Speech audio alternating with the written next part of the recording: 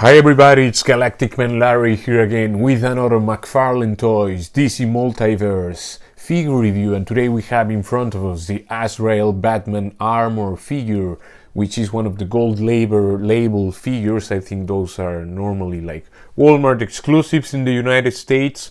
Here in Germany, so that doesn't matter. We get our figures through fan channels, sometimes Amazon. This one I got it through Action Film Figures 24.de or something like that, and yeah, they had him for the best price at the moment. And there you have it, Azrael Batman armor from Batman Knightfall, and that's a very cool artwork where you see like the actual colors that, let's say, should be. The figure comes with much clearer colors. I mean, that blue could be darker, and whatever. It's still, I mean, the figure is great looking, so that's why I think everybody who likes this character design will be amazed with this figure. And there we have the Azrael Batman armor with everything he comes with, which is this kind of trading card that the McFarlane figures from DC Multiverse tend to come with. You can see this very cool artwork from back in the day, I guess. I didn't have this comic. You can pause it and read it if you want. Jean-Paul Valley. And there you have data file and all of that. I don't know if are these cards numbered. I don't see any number. And he comes, of course, with one of these very simple DC Multiverse stands. But hey, they are here. You know, we get this with these guys, and Hasbro, what's with your stands? Anyway, here we have the figure, which comes with nothing else, no accessories, no weapons. I don't know if this, you know, I never read a comic of this with this character. So I mean, we're all here for the sculpt, the character design, and how cool this figure is. It's just a really cool looking figure, and I think, I mean, just by having it in hand and having maneuvered it for a little bit, I mean, for the price, I think it can barely get any better than what you get here with this guy. I mean, it's an amazing sculpt. I'm not an expert in sculpt, but I can say this guy is very nicely proportioned, like superhero. You know, he has the build. It doesn't feel like too tubular or too, like, maybe the torso going to the, I mean, the shoulders are nice, you know, the let's say that V shape. Maybe here it gets a bit like too straight, I don't know, but it still is I think it's a win with this figure and the sculpt. First of all, let's take a look at the details. I mean, you can see he has only like 4 colors or 5. I mean, it's the blue, the red for the eyes, the gold, the white, and the gray, and that yellow. You can see he has the way he's packed. He has a bit of a bite there on the side of the head. Maybe I can fix that with hot water, maybe. But yeah, a very nicely looking figure. He has texture like the McFarlane figures tend to have here on the suit of the legs and the arms. This is gold plastic. I mean, well, like plastic with kind of like translucent with a bit of gold flake, like metallic flake, so it has, of course, like marbling and all of that, and actually very strong case of marble. Just look at that. But it kind of makes it look like, you know, like kind of gives it like a bronze or like, you know, it gives a bit of an actual metallic feel. But of course, maybe paint on top would have been, you know, like here you have paint and that looks much more uniform, or here on these parts of the gauntlets here, bracelets or whatever. And he has gold here, but that's with a bit of scratch in my copy, so that's a bit of a shame. No paint on the cape, no shading, no nothing, but the sculpt is there. So I mean, you can get a couple of these and customize if you're good at it, or if you want to experiment. This figure is not like, won't break the bank, and it's a nice opportunity to start customizing, I guess. I mean, you can check the source material, or you can just give it a wash, and I guess that will already add some flavor to this guy. But just as it comes, I still really like it. It's just like, yeah, it could definitely benefit from more paint. But I mean, all the abs here, that would surely pop very nicely, and these lines here with the wash and also the details on the gauntlets. I don't know if panel lining, maybe a wash and panel lining, or both, you know. And if you can paint this the proper blue and give it maybe a metallic. There's some people who have already done all of that, and the figure turns out looking amazing. It's already amazing as it is. Now, there you have the face. Again, only those red eyes, that's the only paint on the face, but the sculpt is really cool. The shoulders here, these like overlay on top of the armor, it's a very nice looking cape and shoulder thing. Yeah, you can, of course, you could give it a wash. The cape is made out of flexible, pliable plastic. It doesn't feel like it will tear, of course, unless you cut it, but yeah, it feels durable, and it's I don't know, in hot weather, you know, of course that will always become like sticky and all of that, but luckily I live in a colder place. At least for the figures, that's, I think, a bit better. I don't know. Now let's go to articulation. The head can look up that far. It's just a little bit. It's on, the head is on a, you know, double ball peg, and it's yeah, that's nicely made, I think. Maybe this is a bit too long. I don't know. I mean, maybe I'm wrong. You know, I'm not an expert, but I think this. I mean, that's very hollow there, but that of course helps with the range, because the head does sit on that neck. It's not like you see gaps. You know, I'm lifting it here, and it's not any opening between, you know, like some Marvel Legends do, like the Retro Spider-Man and such. But yeah, he can, let me just straighten this guy. So that's how far he can look up. You can of course mix it with the diaphragm and all of that, and then he will really be looking almost 90 degrees upwards. He can look down that far, which is good. Then you will have a bit of a gap on the back of the neck, but you know, that's the sacrifice for posing.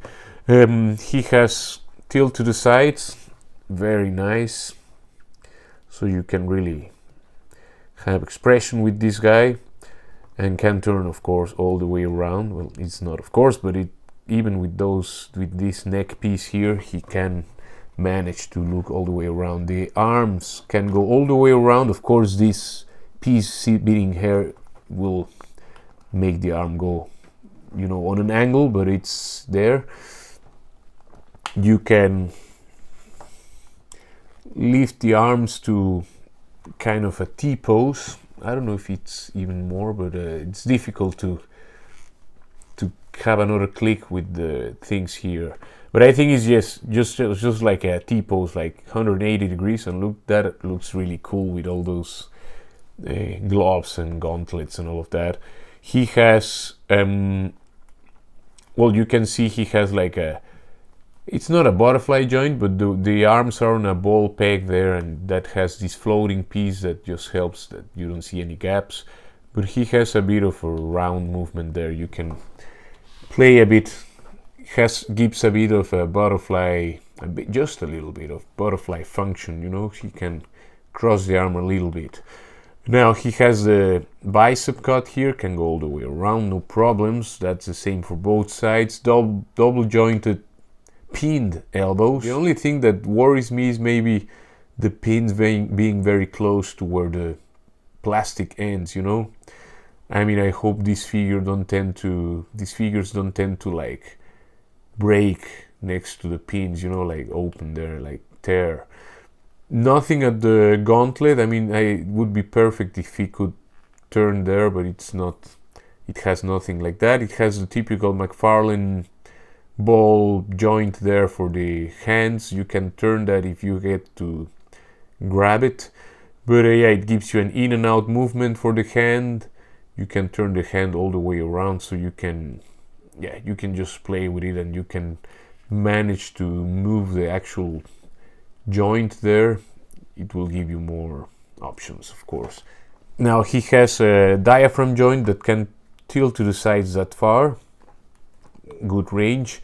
He can go backwards that far. Is really good range going backwards and forward, not that much, but something. You can mix that a bit with the, if I'm right, with the waist. Has a bit more range on the waist, but of course this plastic here will get in the way. But yeah, this is as far forward as he can bend, and backwards is just much more. But it's still, it's a good range, you know. He can tilt with the waist and all of that because there's a second ball joint there, which is cool. I mean, they really managed to add those joints, and they are hidden by the armor, and the design here, it's like nothing is too obvious. Now the legs, I mean, he of course has a bit of a, you know, diaper situation, but it's not the end of the world. He can kick forward that far, like 90 degrees. The legs have, you can actually straighten them, so he has a nice range there. Of course, because of the excess plastic here, it will tend to push it to a more like open position. The legs can kick forward that far. He can kick a little bit to the back, but just a little bit. He has no thigh cut, which is a shame. I mean, well, I guess you can turn a little bit where this, you know, like the thigh cut is more like inside. But with this figure, I'm finding it a bit difficult to use that turn. But I think it's there. Yeah, you have some movement there, yeah, but it's could be better. Maybe, I mean, it's nice to have no visible cut there, but maybe it would be better to be actually able to move it a bit more, you know. Now there you have the double jointed knees that can go backwards that far. The legs have, of course, all these like sharp edges here, these kind of spikes. This part of the sculpt is a bit weird, the lower legs, but well, what can I say? You know, it's not the end of the world, and the legs are of course very monotone, or totally monotone, apart from these pouches here.